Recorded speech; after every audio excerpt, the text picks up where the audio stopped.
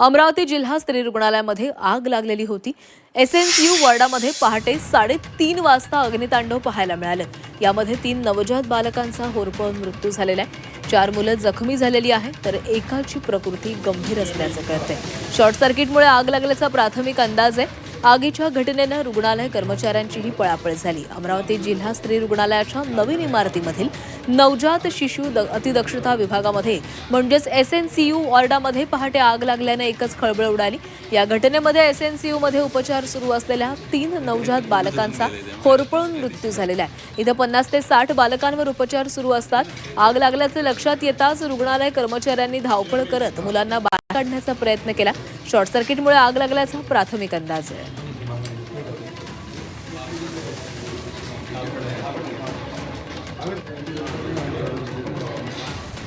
आणि याच रुग्णालयामध्ये जाऊन घटनास्थळाची पाहणी यशोमती ठाकूर यांच्याकडून करण्यात आली आणि त्यांच्याशी बातचीत केली आमचे प्रतिनिधी अनुरुद्ध डवाळे यांनी।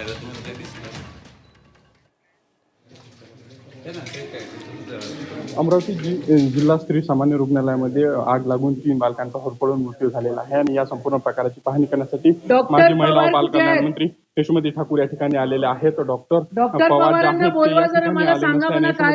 प्रमाणात आक्रमक झालेला आहे। ताई, तुम्ही या ठिकाणी आलेले आहात, पाहणी करताय, काय नेमकं तुमच्या प्रथमदर्शनी लक्षात येत आहे? नाही, हे अतिशय धक्कादायक आहे। 3 बच्चे जर गरीबाचे मरत असतील आणि नवीन बिल्डिंग मध्ये जर आग लागत असेल आणि आग लागलं म्हणजे आग विझवण्याची यंत्रणा नव्हती का इथं? का बरं गरीबाच्याच पोरांनी नेहमी मरायचं? श्रीमंताची पोरं मरतात का? गरीबाचीच पोरं मरतात।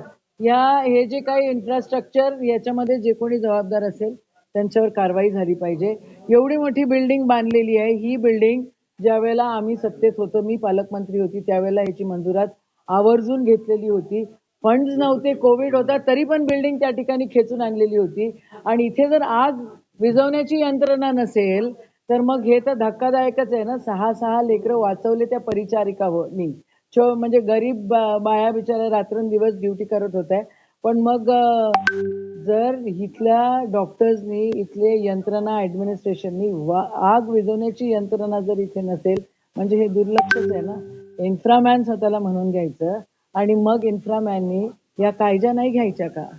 की फक्त नरेटिव्ह सेट करण्यामध्ये बिझी राहायचं? मला याच्याबद्दल राजकारण करायचं नाहीये। 3 गरीबाची पोरं मेलेली आहे। या डॉक्टरीनमध्ये अजून पाहिजे तसे डॉक्टर्सची अपॉइंटमेंट नाहीये, पाहिजे तेवढे त्या ठिकाणी स्टाफ पण अजून अपॉइंट केलेला नाहीये। याच्यावर जर दुर्लक्ष होत असेल तर मग जनता नाही माफ करणार। जे कोणी जबाबदार असेल त्याच्यावर कारवाई झाली पाहिजे। पहिलं तर जे कोणी जबाबदार असेल त्यांच्यावर कारवाई झाली पाहिजे अशी मागणी यशोमती ठाकूर यांनी केली आणि त्यामुळे त्या काळात या घटनेत काय नेमक्या घडामोडी समोर येतात त्याकडे सर्वांचं लक्ष लागलं आहे। व्हिडिओ जर्नलिस्ट सागर ताडेस्वामी आणि अनुरुद्ध डवाळे, झी मीडिया, अमरावती।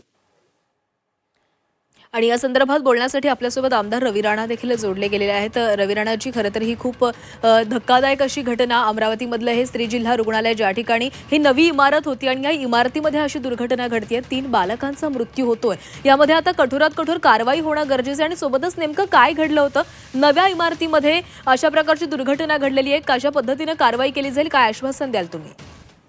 नाही, बिलकुल दुर्दैवी घटना आहे आणि जवळपास 3:30-4 वाजता ही आग लागली। मी कंटिन्यू 3:30-4 वाजतापासून जिल्हा अधिकारी, पोलीस आयुक्त आणि सीएस यांच्या टचमध्ये आहे आणि मला असं वाटतं की ही जी घटना आहे अत्यंत दुर्दैवी घटना आहे, अंगाला काटे लागणारी घटना आहे। तरी एका आईने आपल्या बाळाला गमावलेलं आहे आणि मला असं वाटतं की या ठिकाणी ही जी घटना आहे हे दुसऱ्यांदा, याच्या 3 वर्षाआधी सुद्धा अशी एक घटना झाली होती, ती जुन्या इमारतीमध्ये झाली होती।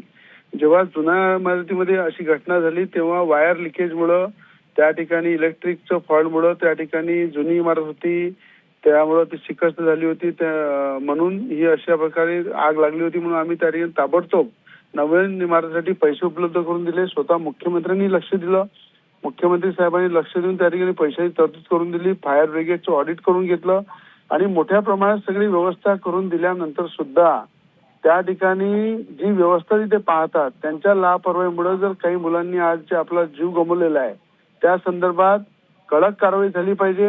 या संदर्भात मी राज्याचे आरोग्यमंत्री यांना सुद्धा विनंती करणार आहे। राज्याच्या अनेक ठिकाणी फायर ब्रिगेड ऑडिट नाही आहे, मोठ्या प्रमाणात छोट्या लापरवाहीमुळे अशा घटना होतात, त्याच्याकडे लक्ष दिलं पाहिजे। आणि आज जी घटना झाली आहे खऱ्या अर्थानं आम्हाला सुद्धा या घटनेला डोळ्यासमोर ठेवल्यानंतर आमची सुद्धा शर्मेने मान खाली वागते की एवढं सगळ्या व्यवस्था इन्फ्रास्ट्रक्चर केल्यानंतर सगळ्या व्यवस्था केल्यानंतर जर सीएस आणि त्या स्टाफने जर जबाबदारीने त्याच्याकडे लक्ष दिलं नाही, त्या व्यवस्थेमध्ये लक्ष देऊन त्याची काळजी घेतली नाही, त्यामुळे आज ही घटना झालेली आहे.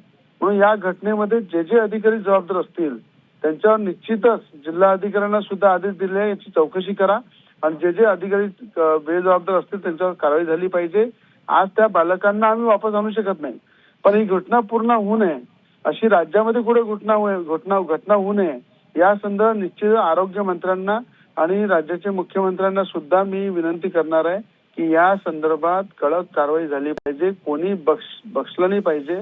आणि मी ज्या काही लोक तिथे उपस्थित त्यांनी जे आपली काही मुलांचे जीव वाचवले त्यांचे मी कौतुक करीन की अशा परिस्थितीमध्ये त्या मुलांना हलवणं, शिफ्ट करणं, त्यांचा जीव वाचवणं हे सुद्धा कामगिरी काही लोकांनी बजावली आहे, म्हणून त्यांचे मी कौतुक करीन. पण आज नवीन इमारत बांधून दिल्यानंतर, मुख्यमंत्र्यांनी निधी उपलब्ध करून दिल्यानंतर आज ही परिस्थिती आम्हाला डोळ्यांनी पाहावं लागते, हे दुर्भाग्य आहे.